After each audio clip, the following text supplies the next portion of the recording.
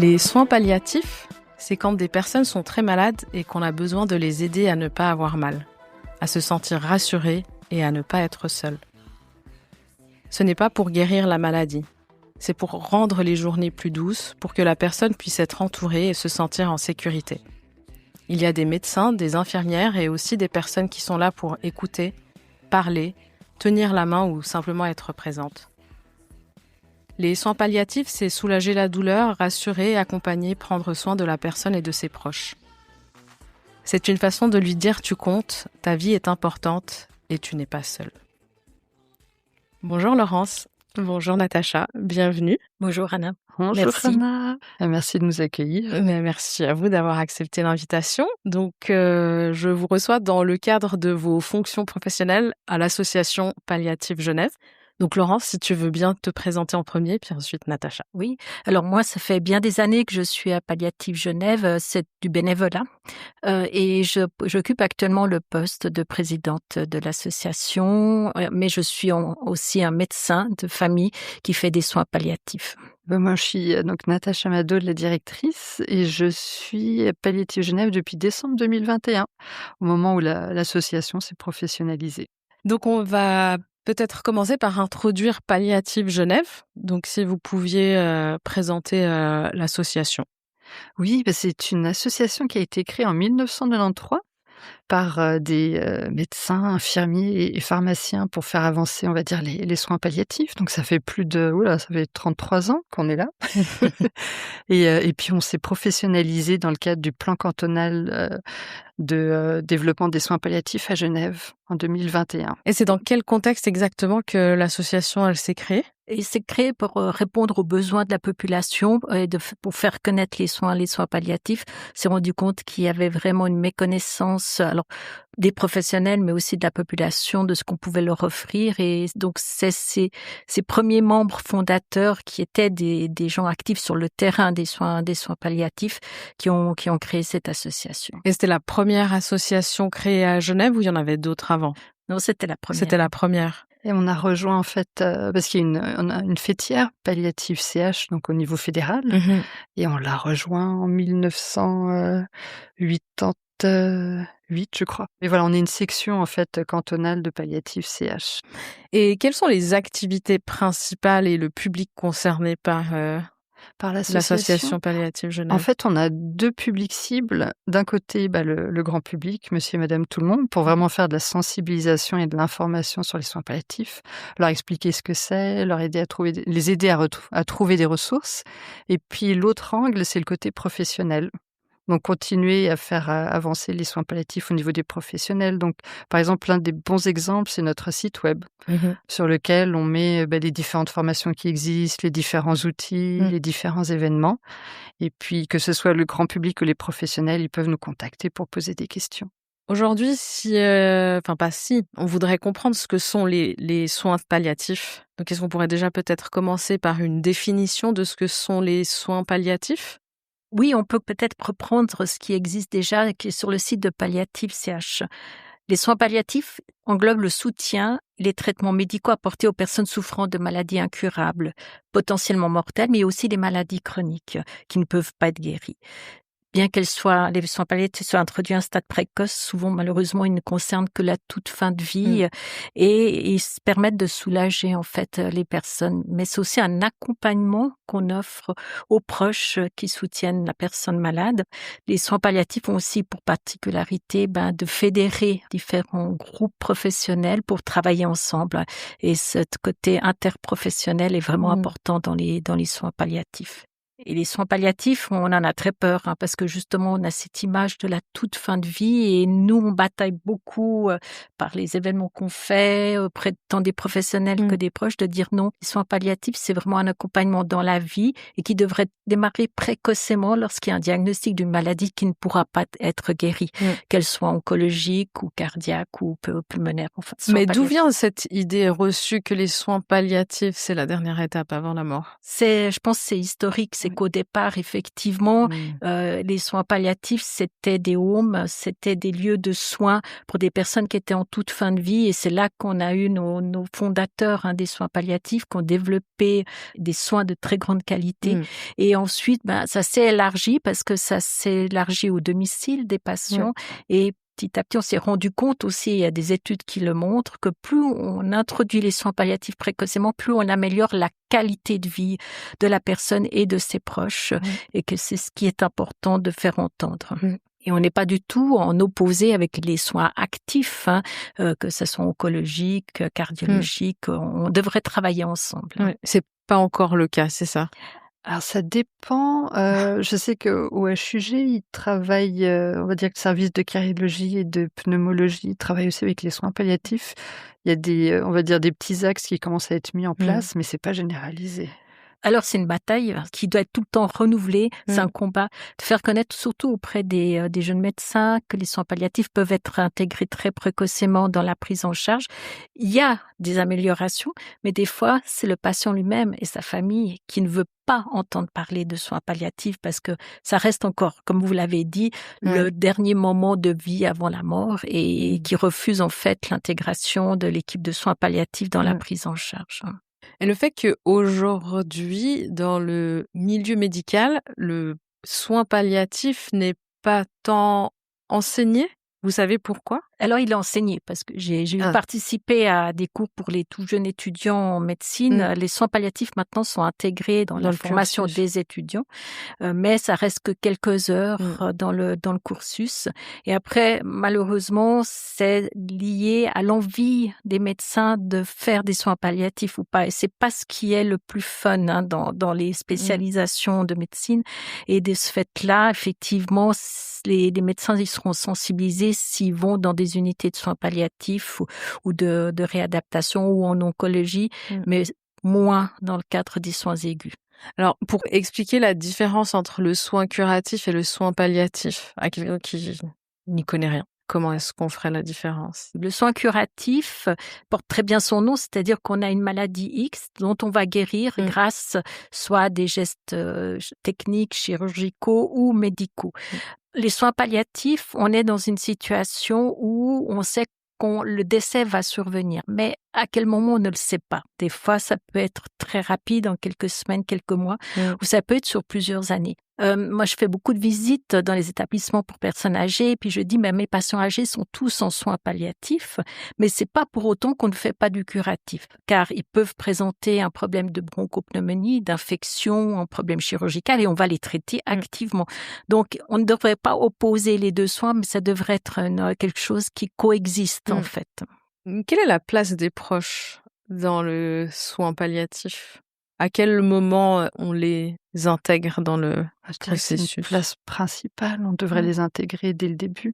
Parce que c'est pas le cas ou c'est quand même le cas? Moi, mon vécu qui est pas de l'hospitalier, mais qui est du domicile, ça va dépendre de la dynamique de la famille en premier, la dynamique aussi des médecins. C'est vrai qu'il y a des patients qui vont tenir à l'écart leur famille dès le moment d'un diagnostic qui peut compromettre leur pronostic, ou il y a des familles qui vont être présentes d'emblée, participer à toutes les décisions. Les soins palliatifs intègrent d'emblée les proches, qui peuvent être, les proches, c'est un terme très général. Ça peut être des amis, comme ça peut être le concierge, comme ça peut être le conjoint, les enfants, la famille. On essaie de les intégrer, mais il faut qu'il y ait une volonté de la personne malade. Et du proche. Et du proche aussi. Et si on en venait à déconstruire en fait les idées reçues du soin palliatif, on commencerait par quoi? Déjà que les soins palliatifs, ce n'est pas que la toute fin de vie. Et puis, je me rends compte, moi, au niveau du public, on mélange beaucoup certains termes. Il y a encore beaucoup de gens qui pensent que soins palliatifs, c'est soins intensifs, ou bien que c'est l'assistance au suicide, ou que c'est l'euthanasie. J'ai encore eu pas mal de commentaires. Donc, c'est une espèce de grande bouillabaisse où on mélange tous ces termes.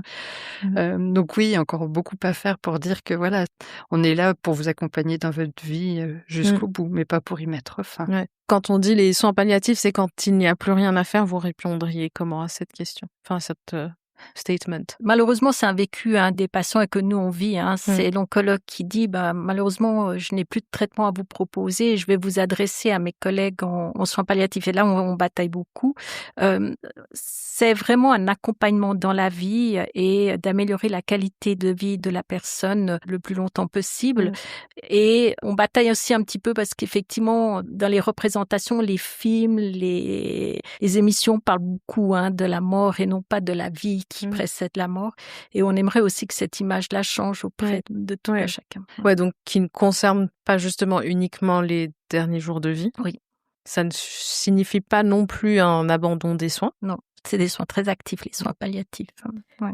Ça va rejoindre en fait un peu ce que je vais poser comme question, ce que les soins palliatifs, changent pour le patient et ses proches. Alors, ce que je dirais, c'est souvent de renouer des liens. Il y a des liens qui se sont défaits par le passé, et en fait, il y a des nouveaux liens et des pardons et vraiment un état des lieux de la vie du patient, mais là aussi pour ses proches, qui fait que s'il y a une intensification des moments vécus pour tous.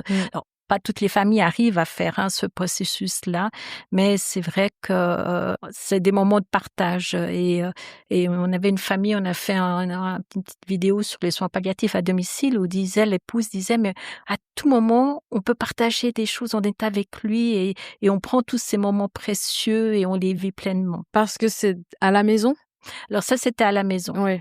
C'est peut-être plus difficile de vivre en milieu hospitalier avec les intrusions des infirmières, les sonnettes, des soins qui sont des fois plus complexes.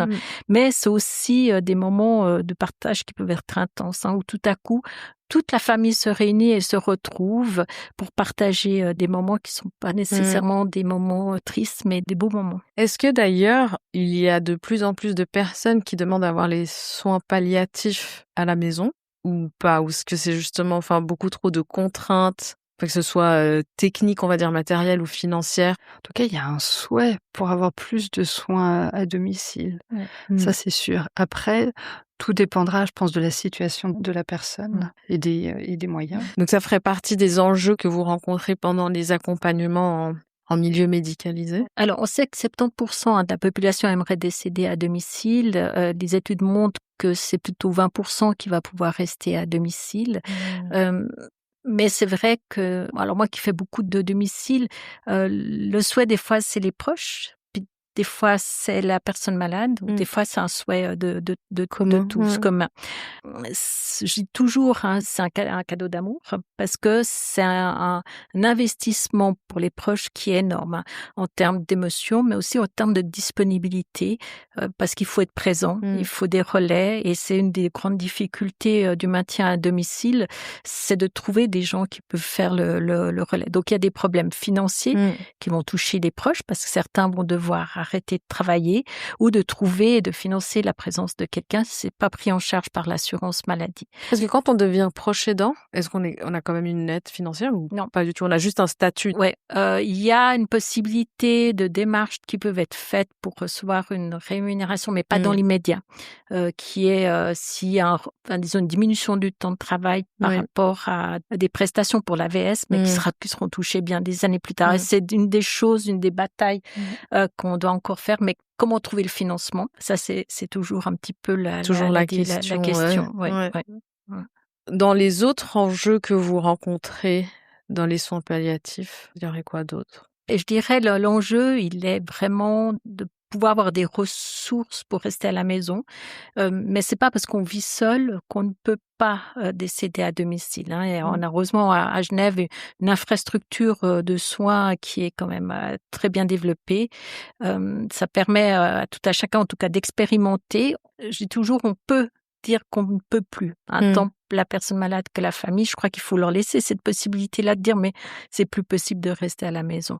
Mais voilà, c'est un accompagnement qui nécessite aussi des moyens d'aménagement du lieu de vie, et ça a des coûts aussi. C'est beaucoup de visites à domicile, donc ça veut dire aussi un envahissement de son intimité. Donc pour certaines personnes, c'est difficile à accepter. Mais on a la chance à Genève d'avoir quand même un bon réseau pour pouvoir faire des soins palliatifs de qualité, tant au milieu hospitalier qu'à domicile.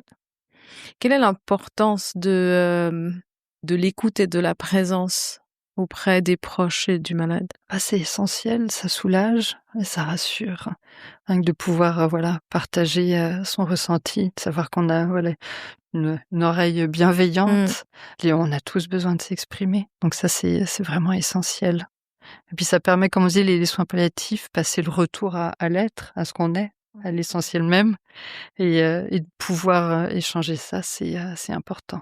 C'est une part énorme parce que en fait, en tout cas dans mon expérience à domicile, mais aussi dans le milieu hospitalier, en fait, on prend plus de temps avec les proches pour leur expliquer ce qui va se passer, qu'est-ce qu'on va faire, que des fois d'être auprès du patient qui lui est paisible dans son lit. Donc c'est une étape qui est essentielle, qui est des fois très courte ou qui peut se faire sur la durée.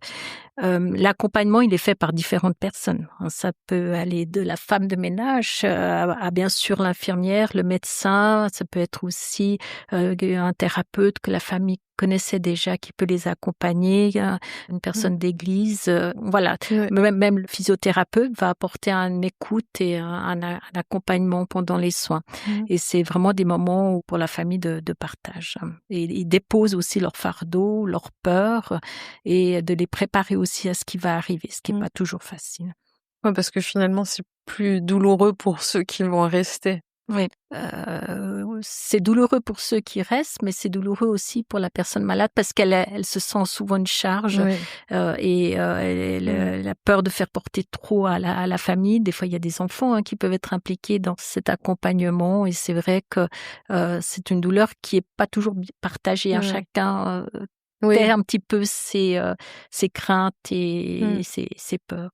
D'ailleurs, je rebondis sur enfants. Les soins palliatifs pour enfants. Oui, c'est tout âge en fait, et ça qu'il faut qu'on retienne aussi, c'est que les soins palliatifs, ça va des tout petits jusqu'aux plus âgés. Dans notre comité, nous avons une pédiatre qui fait des soins palliatifs en milieu hospitalier et à domicile, qui nous a rejoints et qui nous ouvre justement cette particularité de l'accompagnement des enfants.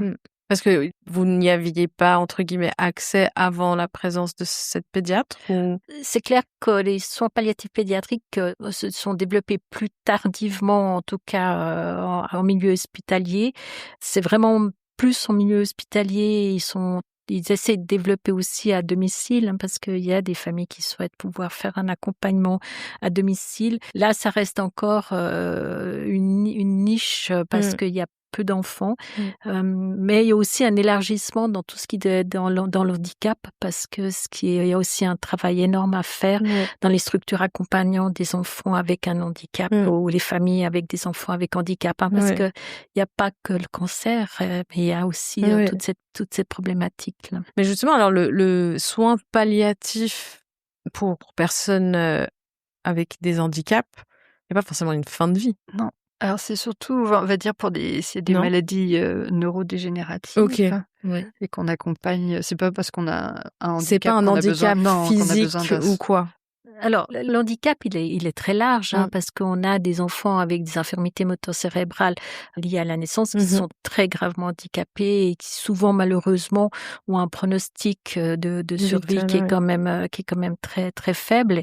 Et c'est vrai que là, il y a des situations, il y a des enfants avec des myopathies qui vont avoir un développement qui va se dégrader au fil des années, des maladies un peu plus rares. Puis il y a aussi toutes les maladies chroniques, des diabètes qui apparaissent très tôt, des maladies, alors heureusement, la médecine a fait des grandes avancées, mais comme la mucoviscidose, qui a amené à des enfants à être en situation de soins palliatifs.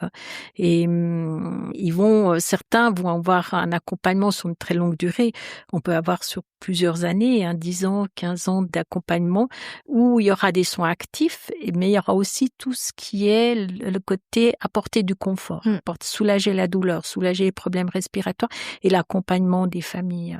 Alors, ce terme soins palliatifs n'a peut-être pas été mis jusqu'à maintenant dans certaines situations, mais c'est une réalité. J'avais une question, puis maintenant elle m'a échappé. Non, après voilà, ma question c'était, à l'hôpital. Moi, je suis malade, je vais à l'hôpital, on me soigne, soins curatifs, puis d'un coup, il se peut que le médecin ou l'infirmière constate que là, il faudrait partir sur des soins palliatifs. Est-ce que par défaut, ils en parlent ou pas? Alors, je pense que malheureusement, à l'hôpital, souvent, on en parle probablement un peu trop tard. Mais l'hôpital, c'est aussi une structure particulière où les patients ne font souvent que transiter et vont retourner vers leur médecin traitant ou leur spécialiste en ville. Et c'est vrai que c'est à ce moment-là que c'est aux médecins qui connaissent le mieux le patient, peut-être d'aborder la question des soins palliatifs. Mais il y a des situations où on est hospitalisé à l'hôpital et d'emblée, on a un diagnostic malheureusement catastrophique d'un cancer dépassé ou d'une situation où on sait que ça va être que des soins palliatifs parce qu'on va pas guérir, mais ça peut être actif. Et on va jamais parler d'emblée de soins palliatifs. On va proposer aux patients, on va vous proposer un traitement et puis on va voir ce que ça donne et puis mais parce que c'est souvent mal vécu. Si vous arrivez à l'hôpital puis qu'on vous dit vous êtes en soins palliatifs, je dirais qu'émotionnellement probablement que c'est peut-être pas la chose la plus facile à vivre. Ouais, en fait, il y a vraiment beaucoup de choses à déconstruire déjà dans la croyance du grand public, dans le cursus médical en fait, dans la formation, parce que quelques heures, c'est pas suffisant. Oui, c'est sûr, oui. De voir que c'est un peu du cas par cas, puis c'est vraiment un médecin individuel qui a peut-être plus d'affinité, d'appétence pour le palliatif, qui va en parler à son patient, mais c'est peut-être un médecin sur 50. Enfin, pour dire des chiffres, mais c'est un médecin sur X. Enfin, et je me dis, il y a vraiment il y a un problème, il y a des connecteurs qui manquent et c'est pas normal que à l'hôpital ou un médecin ne le propose pas d'emblée. Enfin, je sais pas, ça me perturbe là. Oui. Alors, il y a une réalité, surtout dans leur cursus, c'est des jeunes médecins qui vont en premier vous prendre en charge. Et selon les unités où vous êtes, c'est vraiment des unités de soins assez aigus. Et le médecin va pas d'emblée peut-être envisager d'appeler l'équipe, parce qu'il y a des équipes mobiles de soins palliatifs qui peuvent venir voir les patients, leur expliquer. Ça va pas être nécessairement le médecin de l'étage. Mais cette équipe-là, c'est une équipe indépendante de l'hôpital? Non, c'est une équipe intra-hospitalière. Okay, une équipe intra-hospitalière. Et elle vient que quand on les sollicite. Ils n'ont pas du tout les moyens de repérer les situations de soins palliatifs dans toutes les unités. Donc, effectivement, de nouveau, il faut que ça soit un médecin qui soit sensibilisé, qui soit proactif pour faire cette démarche. Et c'est pas toujours le cas où ça passe à côté et par manque de temps aussi, par manque de formation, comme vous le dites. Je dirais que les choses changent petit à petit aussi. Enfin, je repense à l'exemple au HUG où maintenant ils font on voit ensemble le patient, s'il est en cardiologie ou pneumologie, qu'on intègre aussi le médecin en soins palliatifs. Donc il y a des initiatives qui se font petit à petit, puis on espère que petit à petit ça va s'étendre. Donc on va dire que chacun de son côté essaie d'améliorer les choses et puis donner des modèles à suivre. Mais alors, là, si vous deviez donner 3 vœux par rapport à Palliative et à sa connaissance, ça serait quoi vos 3 vœux et qui s'exauceraient là tout de suite par rapport à Palliative Genève et aux soins palliatifs? Déjà, ce serait que les gens comprennent vraiment ce que sont les soins palliatifs. Parce que je crois que le problème numéro 1, c'est vraiment ça. Comprendre ce que c'est. Et puis 2, si on pouvait améliorer l'accès à tous et partout, quel que soit le lieu, ça serait formidable. Je pense que c'est toute une réflexion, une philosophie de vie qu'on apprend dans le cadre des soins palliatifs. C'est aussi de ne plus avoir peur de ce moment d'aller vers la mort, mais de se dire qu'on reste dans la vie, on profite de tous les moments et puis jusqu'à ce qu'on ne soit plus là. Et ça fait partie, je pense, que tout le monde devrait avoir une réflexion là-dessus, indépendamment du moment où on est malade. Où est-ce qu'on se forme d'ailleurs en soins palliatifs s'il y a juste un petit cursus, quelques heures en médecine? C'est quoi? C'est dans la formation d'infirmier, d'infirmière qu'il y a le... Alors, il y a aussi dans les formations d'infirmiers et d'infirmières, il y a aussi des soins palliatifs, puis il y a des CAS et des DAS en soins palliatifs aussi. Mais est-ce que n'importe qui pourrait faire ce cursus ou non, il faut quand même être... Voilà. Oui. Je pense qu'il faut avoir un savoir-faire, un savoir-être pour être dans les soins palliatifs et que pas tout le monde est capable de faire des soins palliatifs. Je dirais que nous, en tant que médecins, il y a une formation à un niveau universitaire, mais c'est généralement pour des médecins qui vont rester en milieu hospitalier, travailler dans l'unité de soins palliatifs. Nous, la plupart des gens qui travaillent à domicile dans les anciens, on s'est formés sur le terrain, en prenant en charge des patients et en étant un groupe de médecins où on discutait ensemble des situations avec quelqu'un qui avait des compétences à nous enseigner. Donc, voilà, mais ça reste maintenant. On a aussi dans le cadre d'un partenariat avec des médecins de soins palliatifs de la ville et des médecins de l'hôpital, une formation de 5 jours pour les médecins de famille qui peuvent suivre pour démystifier justement les soins palliatifs parce que beaucoup de médecins en ont peur et en fait, une fois qu'ils ont fait ces cours, ils sont beaucoup plus à l'aise dans la prise en charge. C'est ça, c'est parce que le médecin, en fait, lui, son but, c'est de sauver la vie. Donc, le palliatif, il sait que ça mène à une fin de vie, puis lui, son but, c'est pas de mener... Ouais. Alors que la réalité en tant que médecin de famille, c'est qu'on a une patientèle de plus en plus âgés et qu'on va tous les accompagner dans leur vie de leur vieillesse jusqu'à la mort. Et donc, il faut avoir des compétences quand même pour les accompagner au mieux, les soulager. J'y pensais par rapport à monsieur et madame tout le monde. Il y a la possibilité aussi d'être bénévole. Sinon, on a l'exemple de la maison de Tara, qui est une maison qui a 4 lits. Donc, c'est être chez soi sans être vraiment chez soi. Là, c'est pour la toute fin de vie. Et ce sont des bénévoles qui aident énormément. Et là, il y a tout un cours sur une année. On vous apprend en fait à prendre soin de ces personnes. J'hésite à le faire d'ailleurs. Ça fait un peu peur. Mais aussi, c'est ce que vous avez mis en place aussi, c'est ces ateliers derniers les ateliers derniers secours auxquels j'ai participé d'ailleurs. Oui, exactement. Et ça, l'objectif sont à 4 heures. On vous présente en fait comment accompagner votre proche ou un ami. Là, en effet, c'est la toute fin de vie. Quels sont les gestes qu'on peut avoir, comment vous préparer même psychologiquement par rapport à la fin de vie, quelles sont les ressources qui existent pour vous soutenir. Et ça, c'est une belle sensibilisation.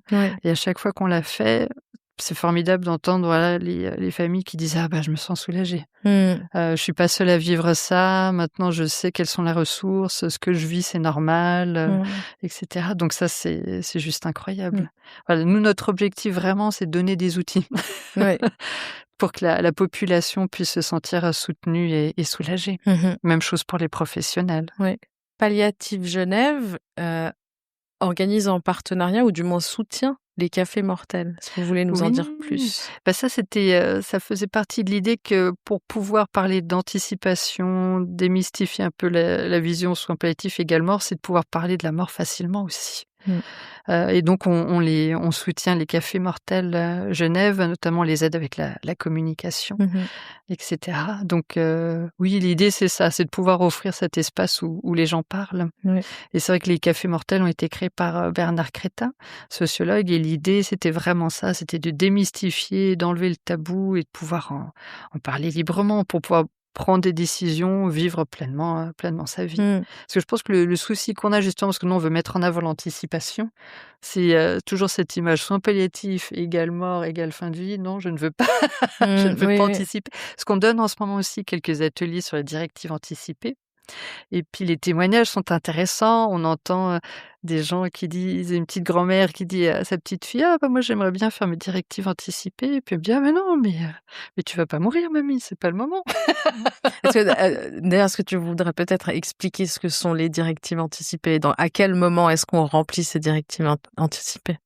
Alors, je dirais que les directives anticipées, moi, j'ai déjà rempli les miennes. Mais c'est quoi les directives anticipées ? C'est de préparer un document. En fait, on a plusieurs questionnaires qu'on a en ligne, si vous voulez, pour dire que le jour où j'ai plus ma capacité de discernement, où je ne peux plus décider moi-même de ce que je veux pour mes soins, et voilà, j'ai déjà tout indiqué et ça facilite en fait le travail des soignants, des équipes soignantes en se disant tiens, elle va être réanimée, oui, non, quel cas, et la famille aussi, tout simplement.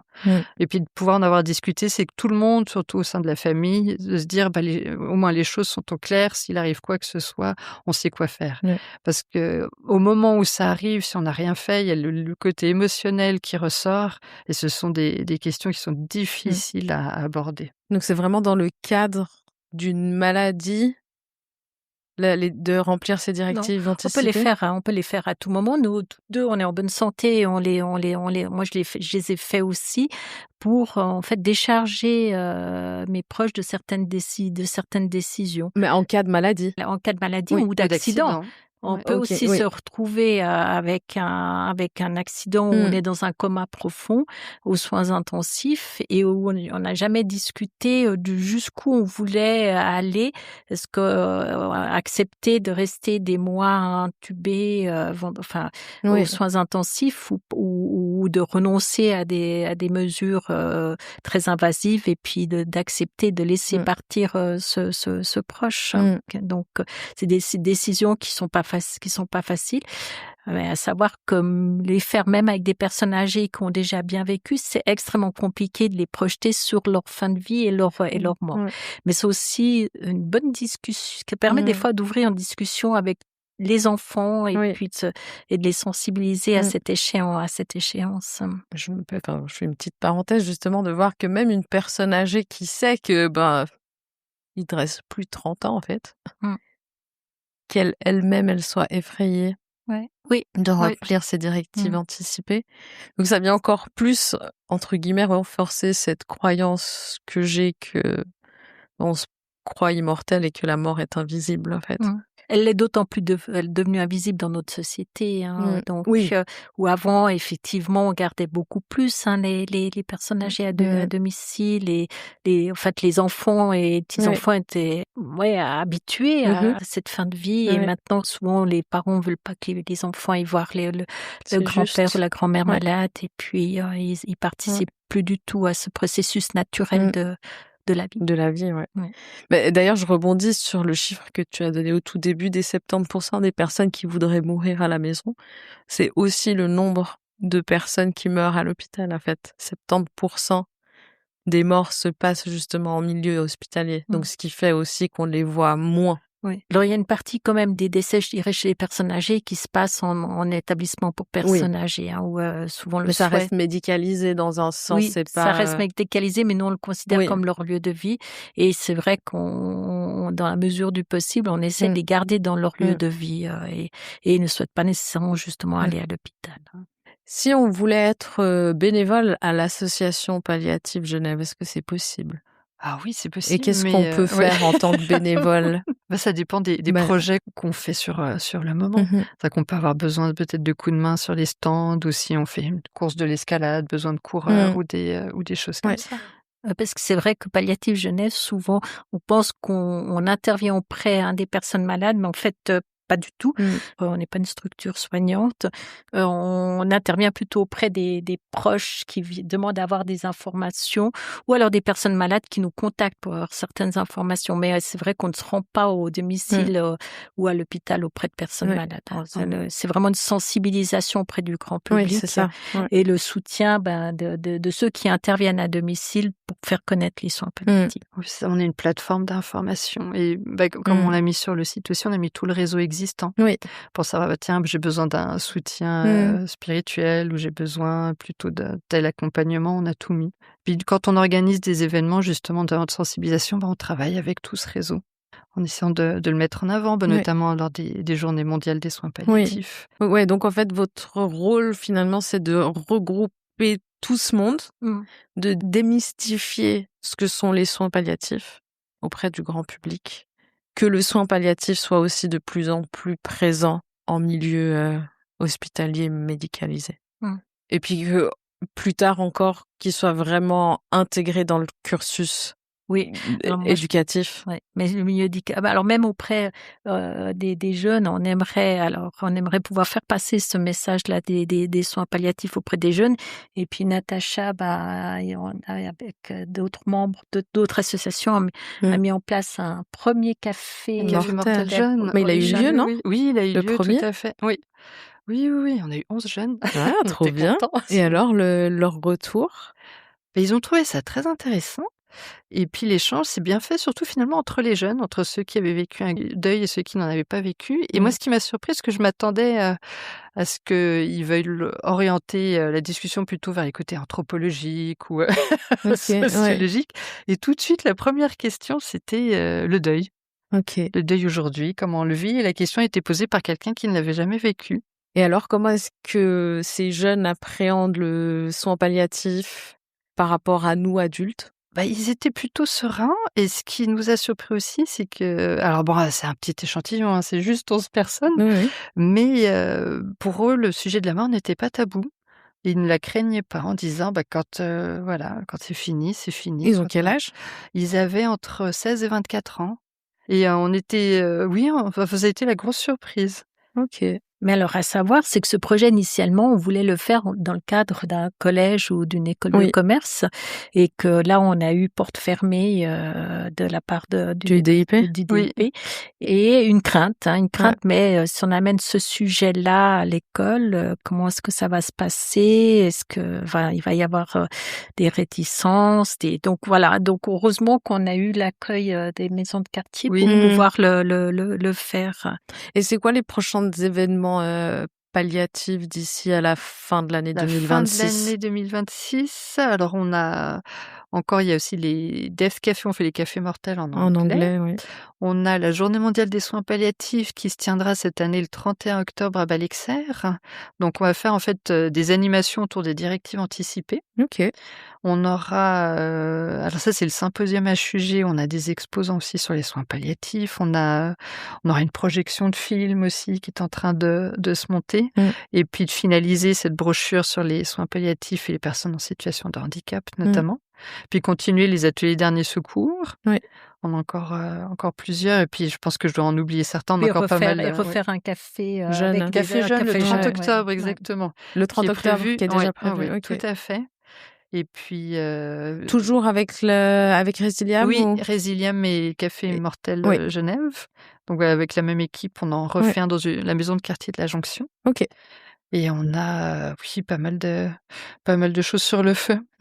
Trop bien. On se réjouit. Merci beaucoup, Laurence. Merci Natacha. Avec plaisir. Merci, Rana. Et puis à bientôt. À très vite. À bientôt. Merci. Cet épisode a été enregistré à Cornland Studio.